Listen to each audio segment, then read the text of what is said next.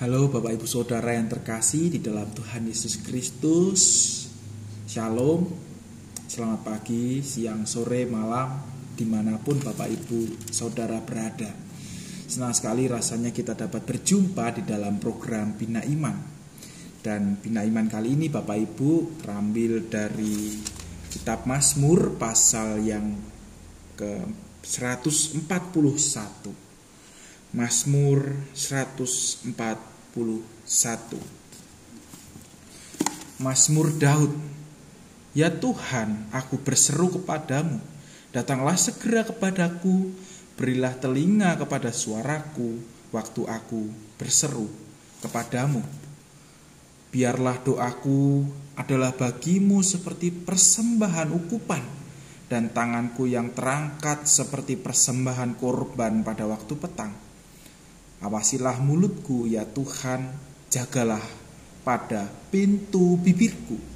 Janganlah condongkan hatiku kepada yang jahat untuk melakukan perbuatan-perbuatan yang fasik bersama-sama dengan orang-orang yang melakukan kejahatan, dan jangan aku mengecap sedap-sedapan mereka.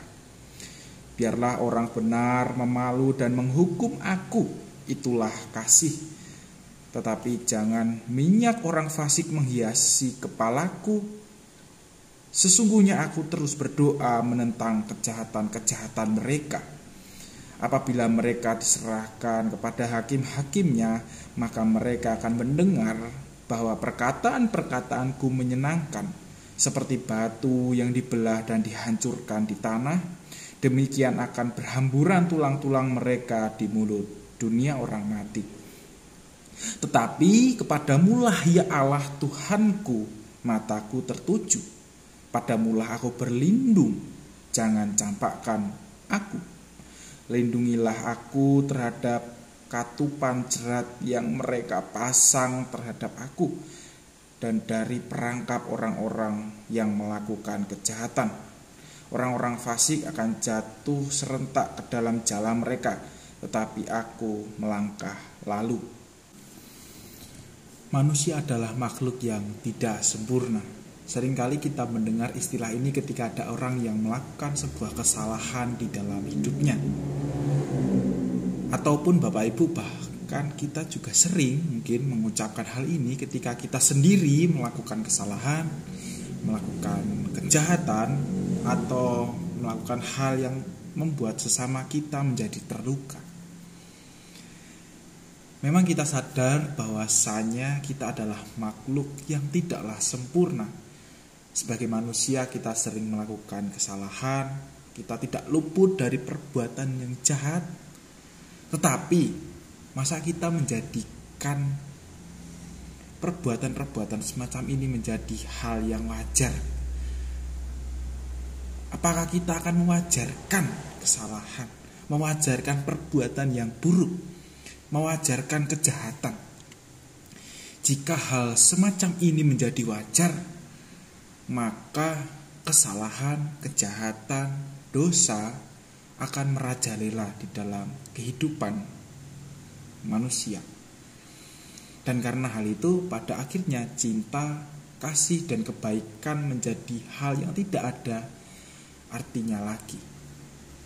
Nah Bapak Ibu Saudara yang terkasih, di dalam bacaan kita tadi, pemazmur menyadari bahwa kejahatan semestinya bukanlah hal yang wajar di dalam kehidupan manusia. Oleh sebab itu pemazmur memohon kepada Tuhan agar menjauhkan dirinya dari segala hal yang jahat.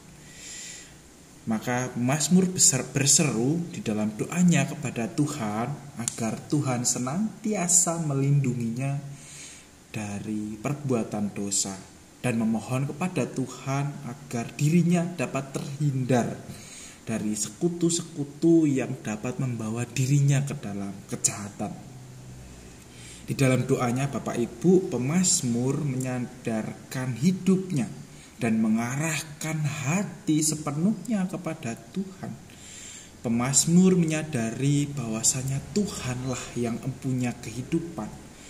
Tuhan adalah sumber cinta. Tuhan adalah sumber kasih dan sumber kebaikan.